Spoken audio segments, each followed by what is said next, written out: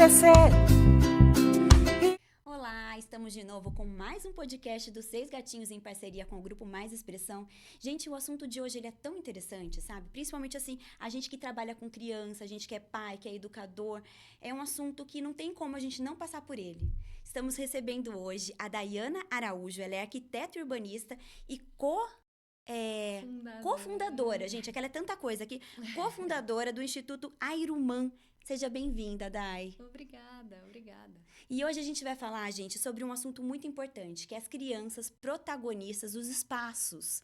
Como que as cidades, como que os parques estão adaptados para as crianças. E eu adorei saber aqui que eu sou super fã do Instituto Alana, gente, e a Daiana faz parte do Instituto Alana também. Também. Conta um pouquinho pra gente, Dai, como que você começou nessa área de parques e da criança, do porquê da arquitetura e urbanismo voltado para a criança. Legal. Bom, muito obrigada pelo convite, por estar aqui. É muito legal poder falar com pais educadores, entusiastas da educação e das infâncias. Bom, minha formação é em arquitetura e urbanismo e desde que eu me formei, eu tenho trabalhado com a questão social da arquitetura, né? Tem a arquitetura construída e tem como que a gente se vive nela, né? Como a gente vive na cidade, como a gente ocupa os espaços. Que é uma coisa que quando a gente pensa em arquitetura e urbanismo, geralmente a gente não pensa muito, né, Dai? Exato. A gente que não é da área, você pensa assim, arquiteto e urbanista, estão projetando prédios. A gente não pensa nessa parte do social mesmo, do coletivo. Exato. E a arquitetura, ela é social por essência, né? Acho que ao longo do tempo foi se perdendo um pouco essa característica, mas a arquitetura e o urbanismo, eles são ciências sociais. E nesse sentido, então, a minha trajetória sempre foi nesse lugar da ocupação, do entendimento do estudo, do como a relação das pessoas com a cidade podia promover aprendizagens, e assim foi chegando na questão das infâncias, né? Então, eu estudei no meu mestrado um conceito chamado cidades educadoras, que é um conceito que surge em Barcelona, e hoje já mais de 460 cidades fazem parte dessa rede, e é basicamente um conceito que estuda a relação da cidade com a educação.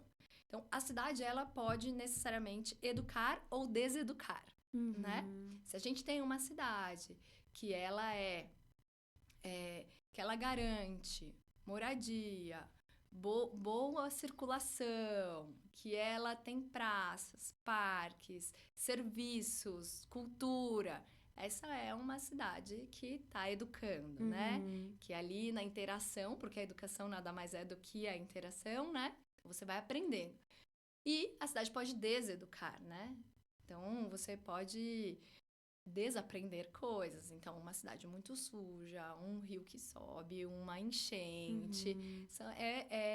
São processos da cidade que vão prejudicar, na verdade, né? Que a pessoa está sempre exato. aflita com aquilo que pode acontecer, ela não tem nem a estrutura para ela se desenvolver, né? Exato. Ali naquele espaço. E ela nem é tão desafiadora a vivência na cidade que a cidade não chega a poder gerar aprendizagens. Uma coisa boa. Exato. Acho que é essa, mais do que deseducar, mas aqui não chega a gerar essa aprendizagem, né?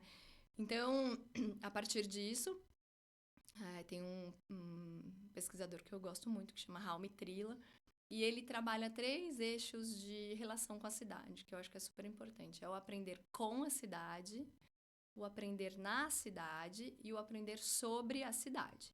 Então, o com a cidade é com as coisas que tem na cidade. Então, com o museu, com o patrimônio histórico, você está aprendendo com a cidade. Tá. Aprender na cidade são os saberes que estão na cidade. Então, você está aprendendo com as relações de meio ambiente, você está aprendendo as relações étnico-raciais que estão postas na sua cidade, você está aprendendo os saberes de alimentação. A parte cultural, assim, no caso. É a parte mais cultural, são os saberes, né? Tá. Na cidade, são saberes que estão na cidade. E você aprende sobre a cidade.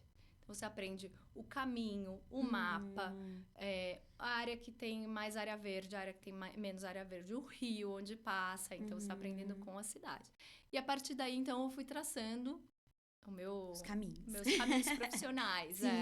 E que, nesse sentido, quando a gente fala da cidade, a capacidade da cidade de educar, é claro que a criança, ela a gente está falando de adulto, de idoso, né? Mas a criança, ela tem um potencial enorme para ela de desenvolvimento, a relação com a cidade. Sim. Então, por isso, eu também trago a criança, né, as infâncias como centro do meu estudo. E aí, depois disso, fundei o Instituto Airumã, que também... O que ele trabalha especificamente, daí, o Instituto? O Instituto Airumã é um instituto fundado por arquitetos, né?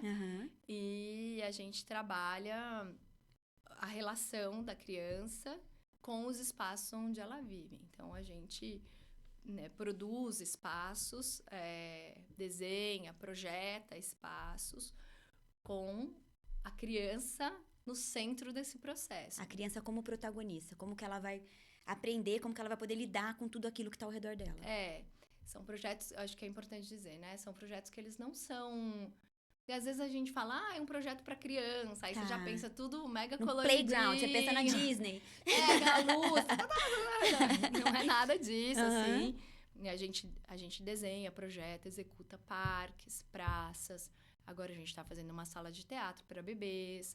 Então, são projetos que são focados para as infâncias, mas que também acolhem os adultos, os cuidadores, os idosos, né? São projetos que promovem o bem-estar da cidade. A gente tem um cuidado muito grande, somos um instituto com a questão social, né? Então, também sempre a gente tenta traduzir o conhecimento que está sendo posto ali para guias, sistematizações, formação de professores, como é que a gente consegue também escuta de alunos, de crianças. Para ouvir a necessidade do que eles gostariam também. Exato, para entender o bairro.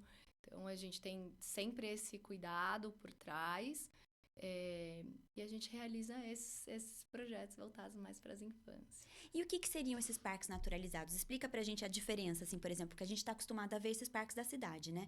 Que tem aquele escorrega, tem um negocinho lá que a criança sobe, aquele de girar, né? O gira-gira ali, que a criança gira até cansar, daí ela cansou e vai embora. Qual que é a diferença entre os parques naturalizados e esses que a gente vê no dia a dia? Legal. Dentre as coisas que a gente tem feito no Airumã, o parque naturalizado é uma delas, né?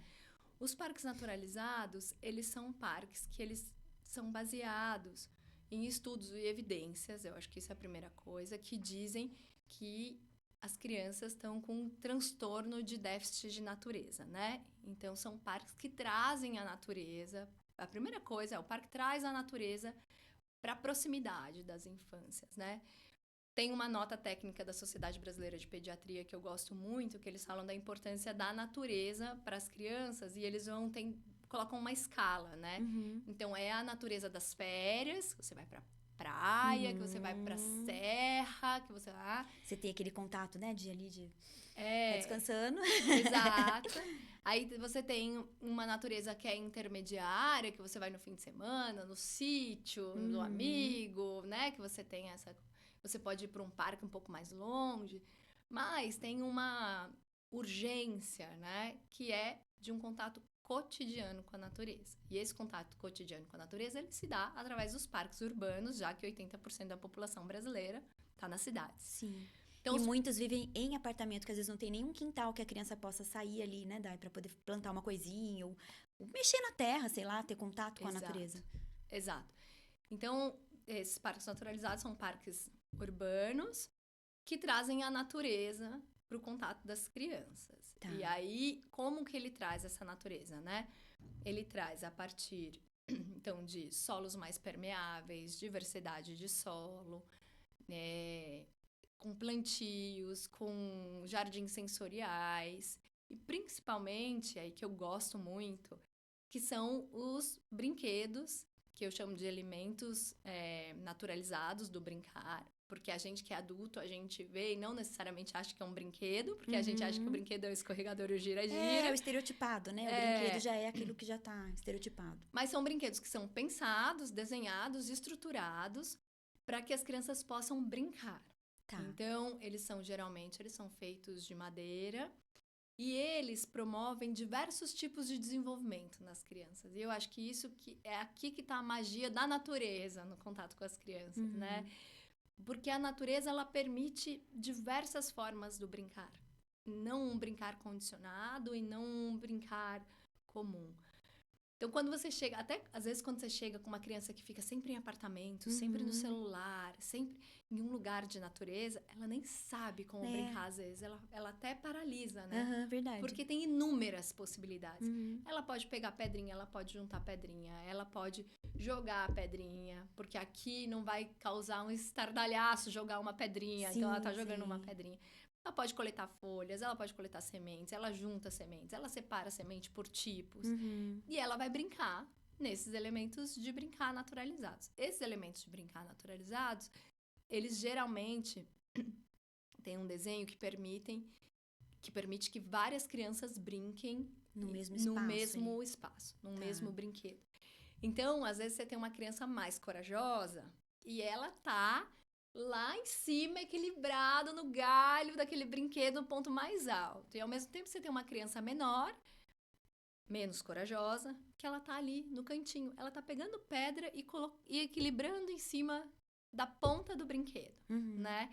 Então, tem essa possibilidade de você garantir uma inclusão no brincar. Sim. Porque num parque, eu acho bom a gente trazer num parque convencional, porque fica mais fácil da gente, né, criar essas ideias. Porque num parque convencional, a criança ela vai no escorregador. Sim. Aí, se a criança é menos corajosa e tá com medo de subir a escada, tem outro atrás dela. Vamos.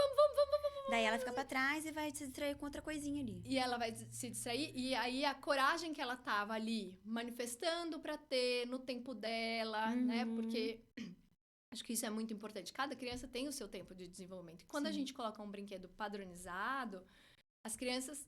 É como se todas as crianças fossem iguais, né? A mesma forma de brincar. Então, o brinquedo naturalizado, ele permite isso, né? Até porque eu posso fazer uma coisa. Eu posso subir ali em cima e fingir que eu tô voando. Ou eu posso usar aquilo como um suporte de alguma coisa. Cada um vai desenvolver a sua própria criatividade, né? Daí é mais espaço aberto pra isso. E tem espaço pra tudo. Então, a gente fez um parque em Campinas e tinha um brinquedo que eram uns palitos, assim, de eucalipto. E ele tinha umas travas que eu desenhei. E aí, então, a gente calcula o tamanho das crianças. Aqui é bom para uma criança de 3, até aqui a criança de 6 vai melhor. Então, eu desenho pensando em toda essa intencionalidade por trás, né? E tinha a que estava mais alta. Aí tinha um menino de 3 anos, ele subiu até a mais alta.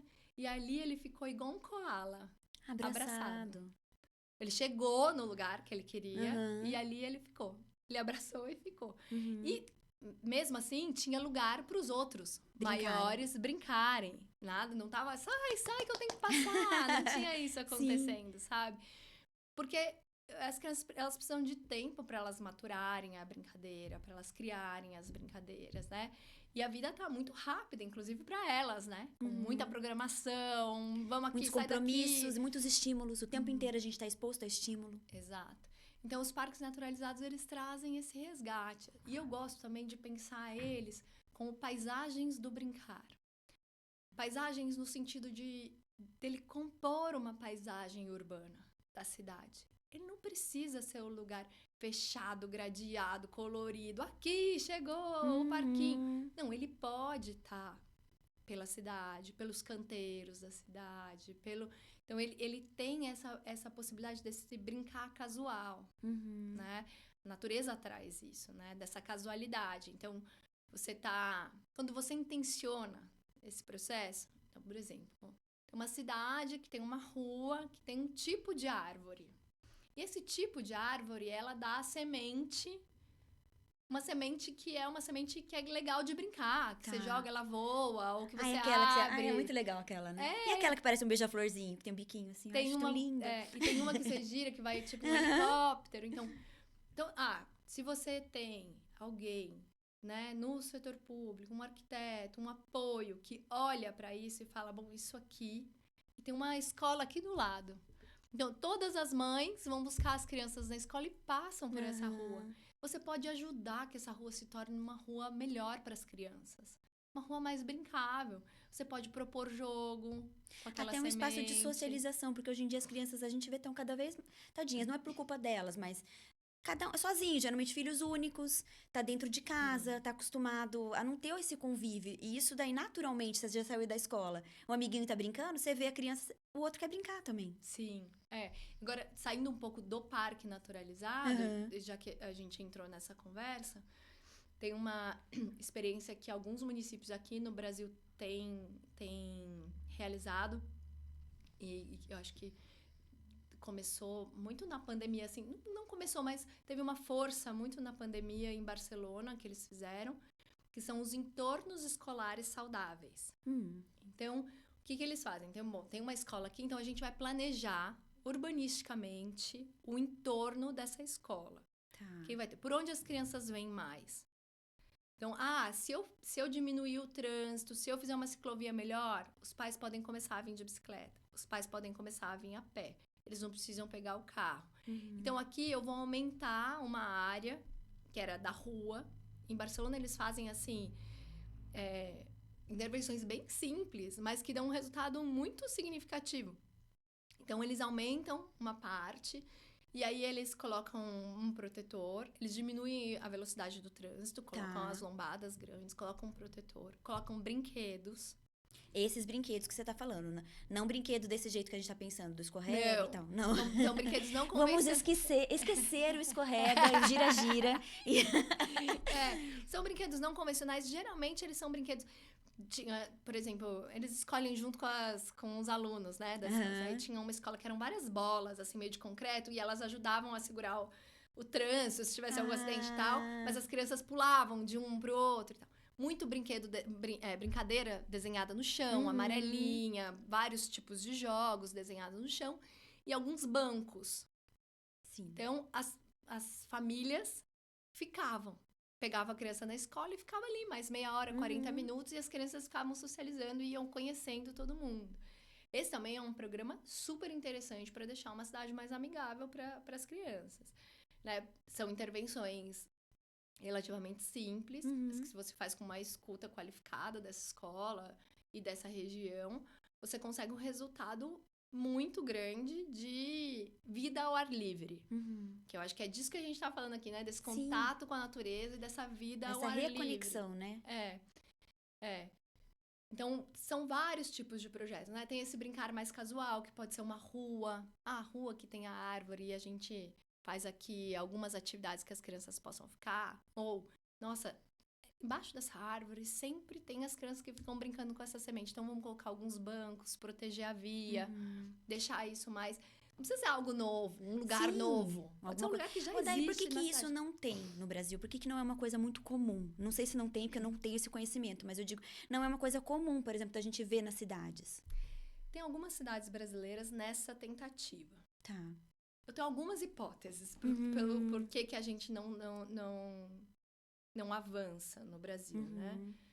Acho que a primeira hipótese é que a questão da infância dentro da política ela é muito vinculada à educação e assistência e pouco vinculada às outras pastas. Então, acho que falta um processo mesmo formativo, assim, de entendimento das pastas adicionais, como habitação, planejamento urbano, mesmo serviços urbanos, né?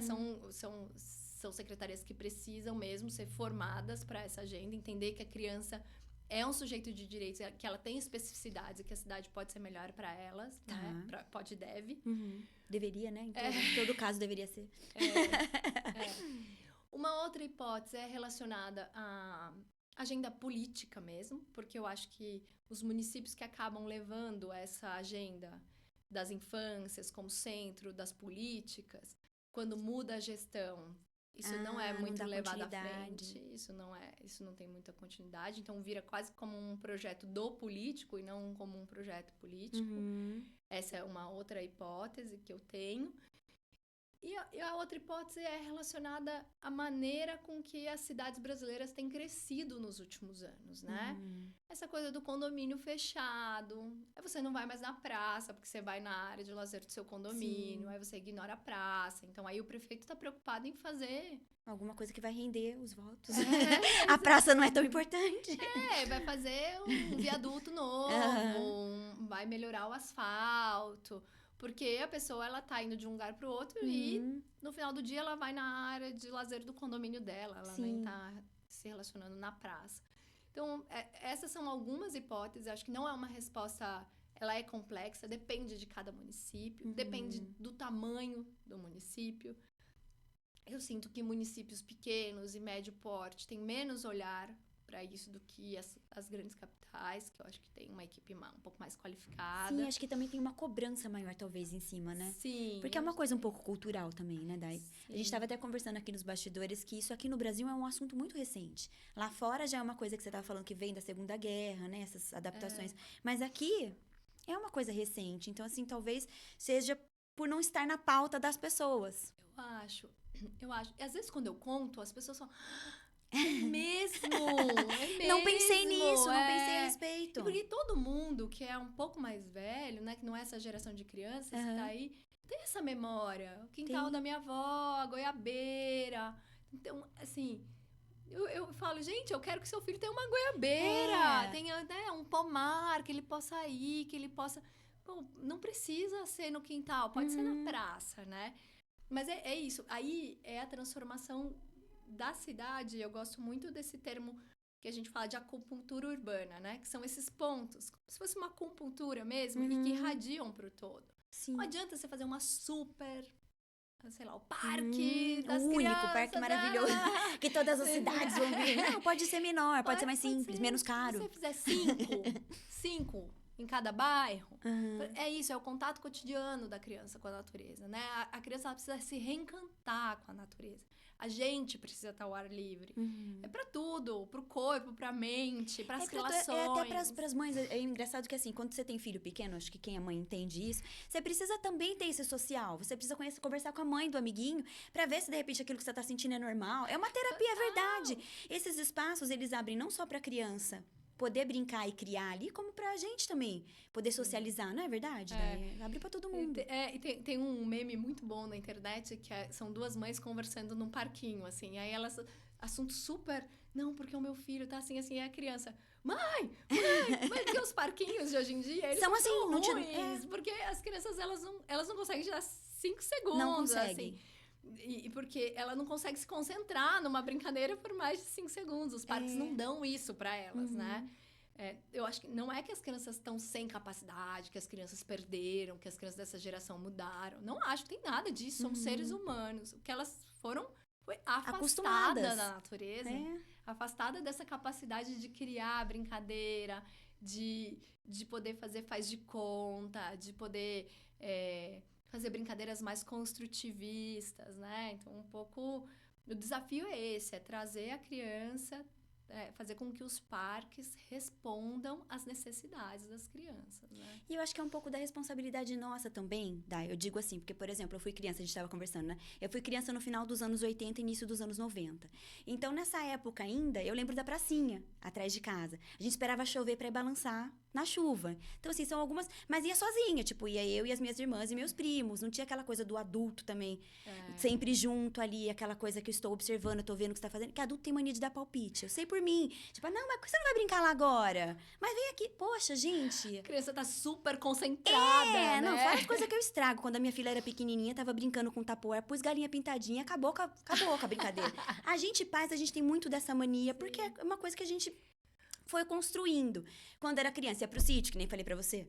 Ia brincava, a gente tinha balanço, você caía. Você tinha alguns riscos que aconteciam e que é importante que a criança tenha. Porque você vai cair, você vai machucar, você vai... Hoje em dia, a gente como pais, não sabe ir. Não faz isso. Até li no livro do Richard Louv, né?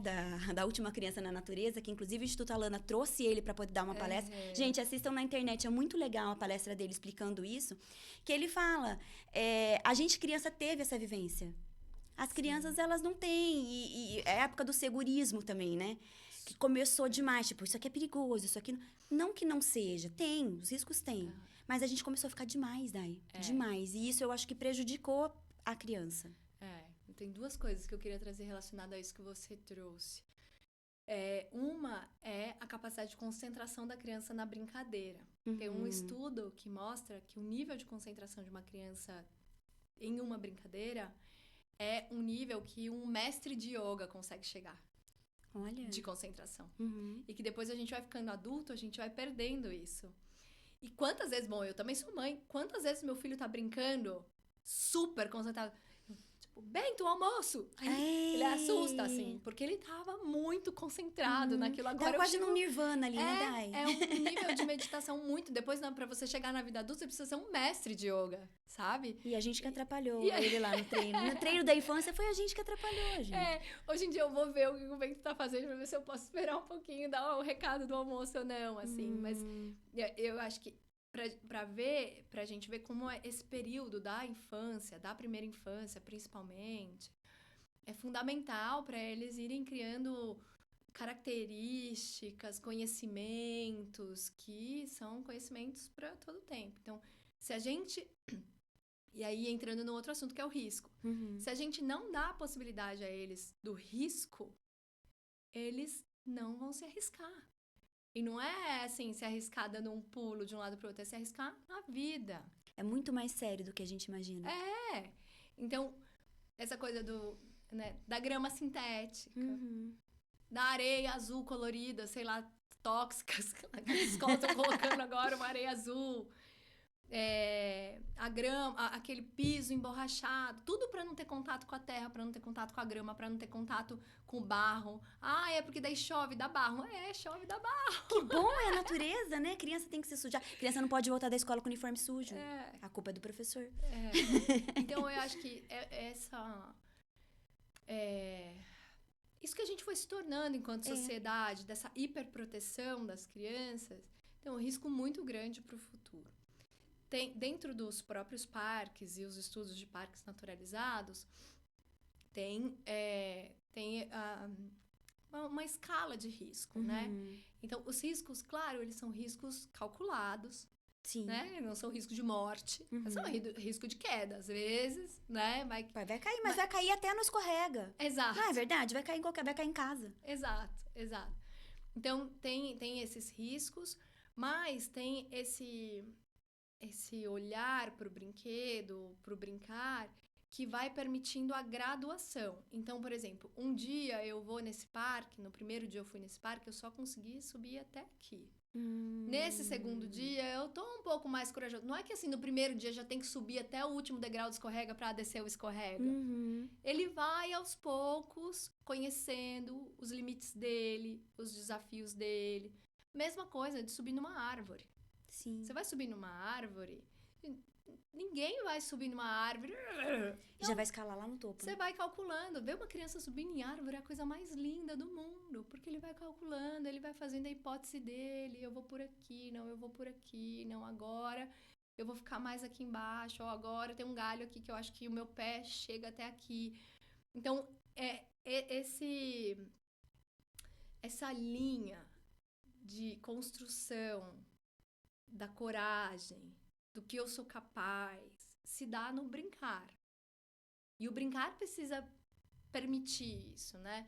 Por isso, a criança brinca em qualquer lugar. Põe qualquer coisa aí que criança brinca. É mesmo, criança brinca em qualquer lugar. É da essência, a criança brinca, né? O jeito dela se manifestar no mundo é brincando. Mas você enquanto adulto, tem responsabilidade de dar algo de qualidade para essa criança. Não é algo de qualidade super tecnológica, não. Não é uma coisa cara, não é uma coisa... É você possibilitar que ela se desenvolva em potencialidades. Exato. Né? Exato. Que a gente tem mania. Que nem quando eu falei pra você que eu tirei ela do Tupperware que tava brincando pra dar um brinquedo já. O brinquedo que pula. A criança vai adorar, ela quer aquele brinquedo, mas é 2 minutinhos. Você vê que criança brinca muito mais com caixa. Exato. Não é verdade? Com caixa, com coisas assim que... A embalagem que veio o presente. Porque o presente ela vai brincar 2 minutos e ela vai guardar. Porque já vem pronto. Daí ele vai tentando, né? Como é que coloca isso aqui? Como é que tal? E desenvolvem habilidades, né, Dai? Muitas habilidades, né? Muito. Essa semana eu tava brincando com meu filho de carrinho e tal. A gente tava construindo umas coisas. Aí ele veio com uns carimbos. Eu falei, ai, meu Deus, vai começar a carimbar tudo de novo, não sei o quê. Aí ele falou, mamãe, aqui estão os cones. E colocou, assim. Pra isso, um brinquedo não tem nada a ver. Ele traz pra cá, ele faz uma relação. É isso. Então, as pedrinhas. As pedrinhas, elas são muitas coisas. Podem ser muitas possibilidades. Então, eu acho que é isso. Mais que tudo, não subestimar a capacidade da criança. Porque eu acho que Eu acho não, eu tenho certeza que os brinquedos que a gente tem hoje, os parques que a gente tem hoje, a qualidade dos espaços que a gente tem hoje, que são hiperestimulantes, que são mal feitos, eles subestimam a capacidade das infâncias de entender o que é estética, de saber ouvir bem, de saber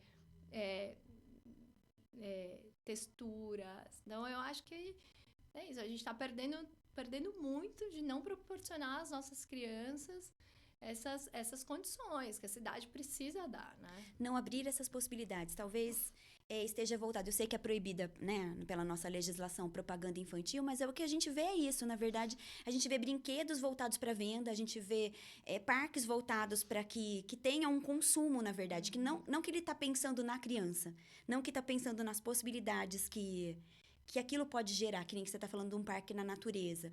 Muitas possibilidades. E a gente está falando de possibilidade, às vezes, até mais uma vez, a interferência dos pais, não sabe aí, não faz aquilo. A gente tem que deixar um pouco, né, Dai? Tem que deixar. E quando a gente fala natureza, além de ser uma coisa que é de graça, que está ali para todo mundo poder usar, e não tem essa coisa do rico, do quem não é, todo mundo pode usar ele de uma forma democrática, a criança ela também pode se desenvolver de uma forma democrática, ela pode ser o que ela quiser ser ali. Sim. E é isso que a gente não tá sabendo. Eu acho que culturalmente, esse momento que a gente tá vivendo, a gente não tá sabendo dosar.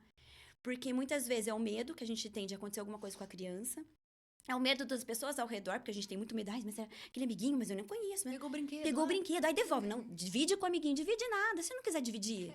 Não é verdade? Não precisa dividir. A gente tem coisas que a gente tem que respeitar. Então, eu acho assim, talvez se as cidades elas fossem mais preparadas para isso e houvesse um assunto, uma pauta maior sobre isso, a gente conseguiria refletir melhor e dar para a criança uma possibilidade que hoje ela não tem.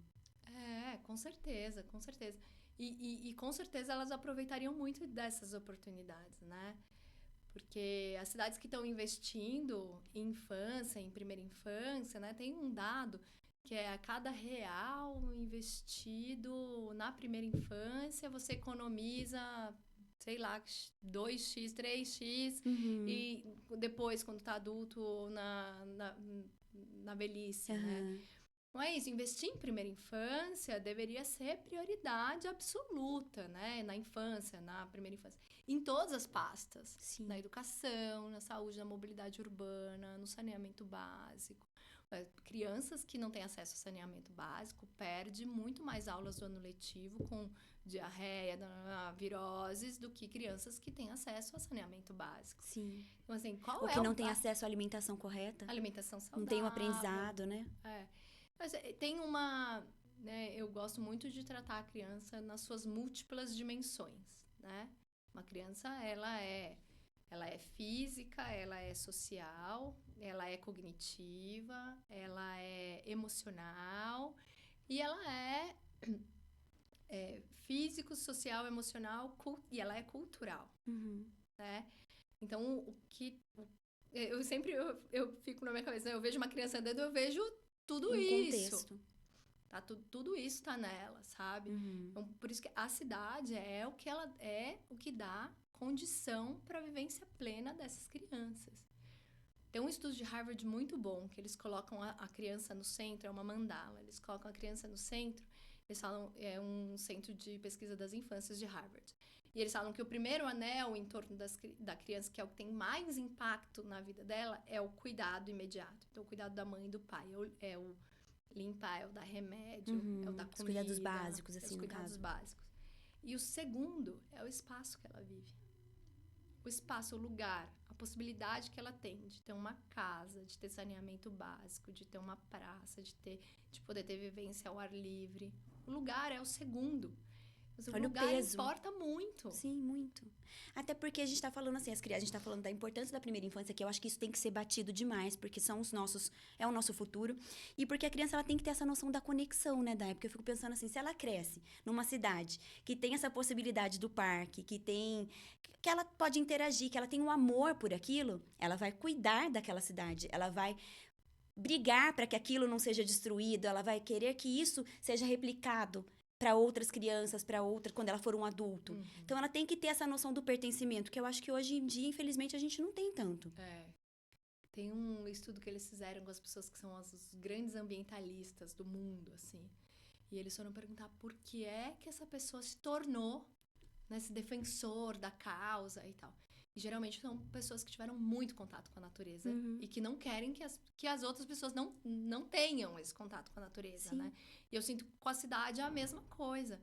A gente não consegue falar em cidadania com uma criança que não cumprimenta o porteiro, que não faz parte dela. Que não faz parte dela, exato. Que não vai na pracinha, que não conhece o amigo da pracinha, né? Que não vai chupar o picolé, conhece o sorveteiro, né? Então, tudo isso faz parte de um processo. Como eu falei lá no começo, é um processo de aprendizagem para a criança e também é um processo de cidadania. Sim. É o amor, né? Santo Agostinho falava, a gente só cuida daquilo que a gente ama. Como que você vai defender e proteger uma coisa se você não tem vínculo nenhum, se pra você tanto faz? Do seu bairro, sua casa, né? Um bairro melhor. Pô, eu quero um bairro melhor. Mas é isso, né? A gente tá tão corrido, né? Que não pensa nisso. Poucos bairros hoje em dia que tem associação de bairros, que se organizam, que estão dispostos, né? Acho que a questão da participação social em si... Muito importante. É muito importante, porque é o que vai pautar também. Porque muitas vezes, né, a gente está falando aqui de um conceito que, embora brincar na natureza seja quase inerente ao nosso ser, né? Quando a gente fala das cidades, é algo novo para as cidades, né? Tem uma arquiteta como eu, que estou me especializando, tenho mestrado, estudando a relação da criança com a cidade, como a cidade promove a aprendizagem, é novo. Né? É verdade. Então, nesse processo, tem muitas pessoas que acreditam mesmo, olham assim um parque naturalizado e falam, ai, nossa, só...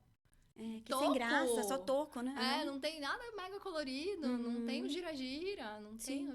Então, também, acho que essa formação, assim, por isso que tá em espaços como esse, conversar, formar professores, conversar com famílias, é fundamental, né? Pra gente conseguir construir um consenso do que é bom para nossas crianças. Então, assim, gente, assim, bala, pirulito, ultraprocessado, vamos generalizar, ultraprocessado, não é bom? A gente já entendeu, ok? Agora vamos trabalhar outros pontos, né? Daí vamos unir, não é assim, tipo, cada um na sua área. Tipo, a gente aqui com 6 gatinhos trabalhando sua música. Não, isso tudo tem que ser um agregado. Passa por você, passa pela arquitetura da cidade, passa pela educação, passa por todos os pontos. A gente tem que falar sobre isso, não tem como deixar passar isso.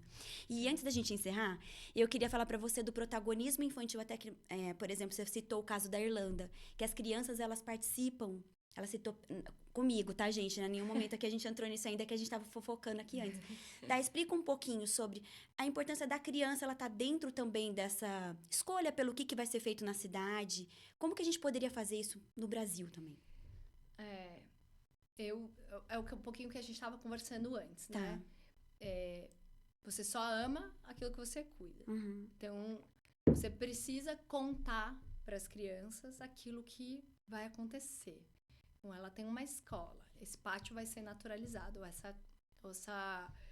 Essa praça do lado da escola vai ser reformada. Então, uma coisa é você contratar um arquiteto lá da prefeitura, vai lá, colocou o gira-gira melhor do mundo, que solta luz, o elefante, que a criança não pode subir em cima, né? Ele não subir, não tocar, não encostar no dedinho do elefante. Você fala, nossa... Então, acho que essa é né? E aí, de repente, a criança chega lá e, nossa, a minha praça se transformou nisso aqui. A outra coisa é você fazer um processo que você coloca, um projeto que você coloca a criança no centro desse processo. E você vai estudar as infâncias, vai estudar. Então, quais são as crianças que mais ocupam esse espaço? Qual a faixa etária? Qual o tamanho? Quais são os desafios para essa faixa etária? Tudo isso você já está dando um protagonismo para essa criança que vai ser o usuário, né?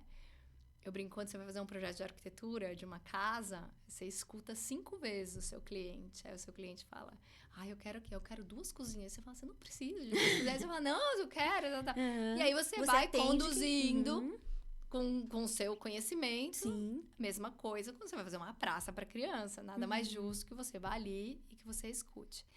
Agora, a gente tem que tomar um cuidado que é a escuta, da criança. E a criança, claro, a criança fantasia. A criança vai falar assim, eu quero uma fonte de chocolate. Você não vai desenhar uma fonte de chocolate. Uma montanha russa. E nem psicologizar os desenhos, porque eu sou arquiteta, não sou psicóloga. Mas que esse desenho possa dar base pro seu projeto arquitetônico. Tipo, a vontade dela, não o que ela pediu pra você fazer. Mas eu tenho vontade de... De repente você vai pensar, se ela tem vontade de fazer isso, porque ela gostaria de escalar alguma coisa. Exato. É isso? Exato. Você tem uma tradução pro projeto arquitetônico. Para uma criança de 3 anos, ela não faz um projeto arquitetônico, né?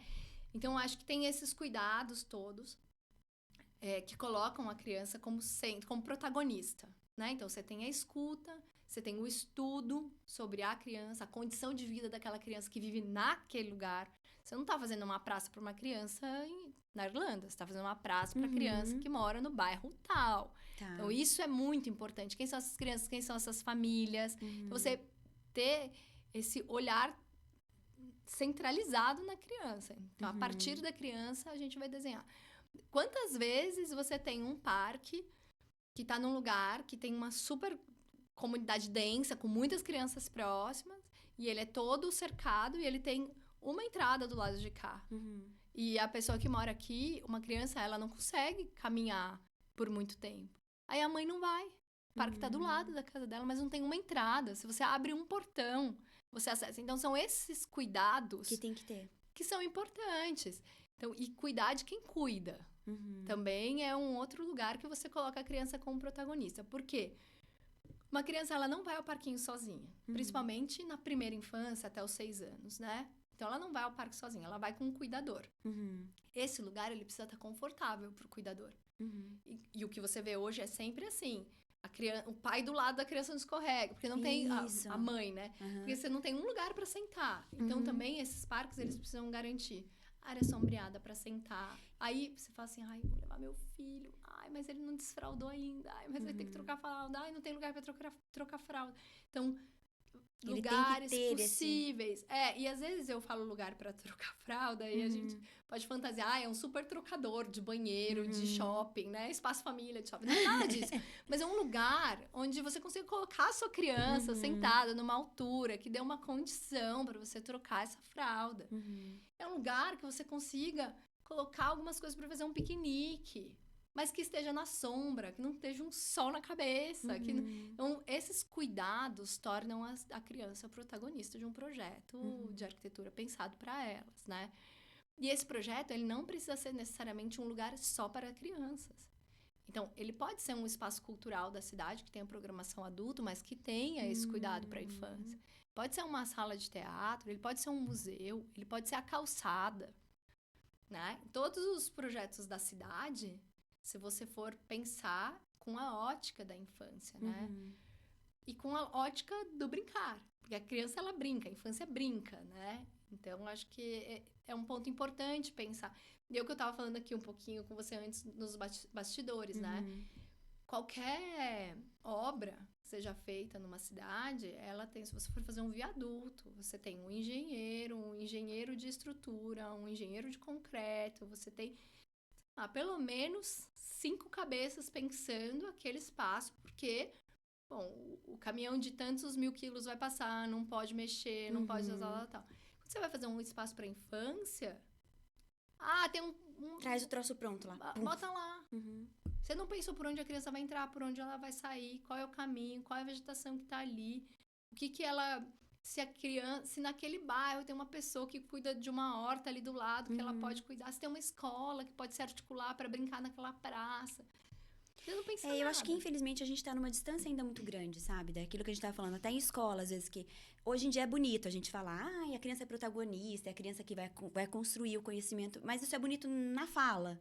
No dia a dia, a gente não vê muito isso. Escola, você vê, tem a horta, mas a criança também não pode pôr a mão, porque vai que ela arranca uma cenoura da horta, você tá entendendo? Tem o parquinho, mas ela não pode. Não, sozinha não pode. Então, assim, talvez se as cidades, elas estivessem mais preparadas para receber isso, aquilo que ela sofre um pouco em casa e na escola, ela poderia ser um pouco mais livre nas cidades. Mas eu também penso que isso parte de uma política que a gente consiga falar sobre esse assunto e educar as pessoas sobre isso. Sim. Porque se a gente não entender a importância disso, vai ser aquilo que a gente conversou. O pai vai chegar lá e falar, nossa, mas que parque sem graça, com tanto de toco ali.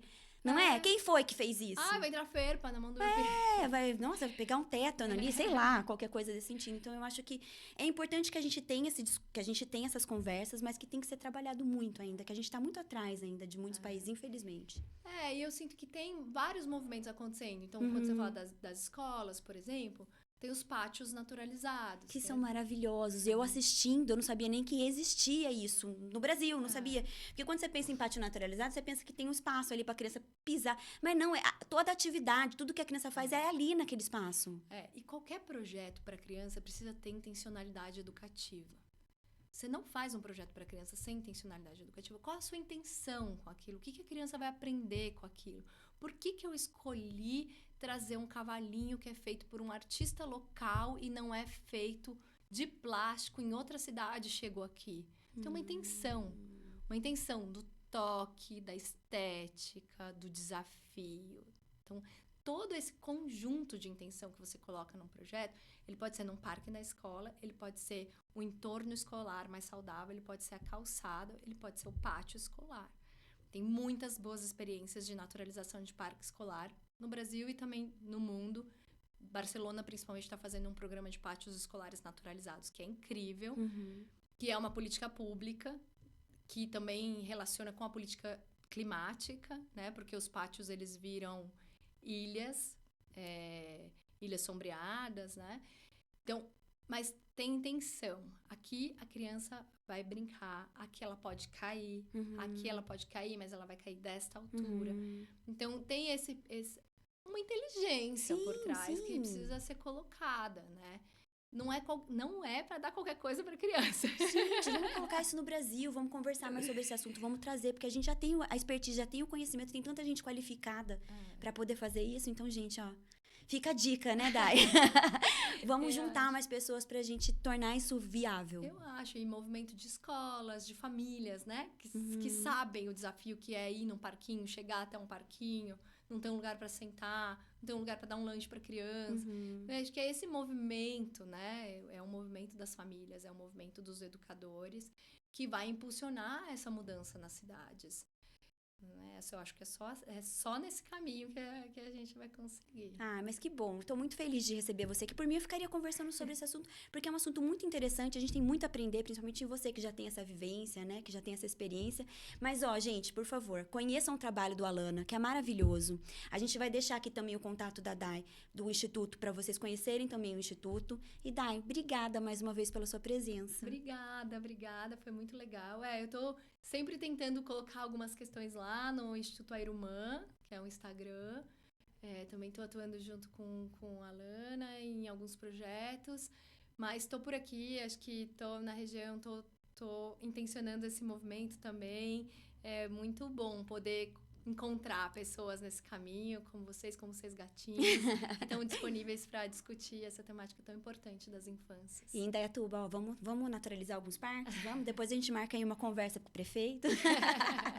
Gente, muito obrigada mais uma vez pela audiência de vocês, por vocês estarem aqui acompanhando os 6 Gatinhos. E antes de finalizar, Lucas, vou falar do Frutos, tá? Não vou errar. Já vou falar. Jades e Jadson, que vai ser o show do 19º Frutos de Indaiá, no dia 25 de outubro, aqui do Mais Expressão. Acompanhem, compartilhem, vai ser demais. Gente, muito obrigada pela presença de vocês e até a próxima.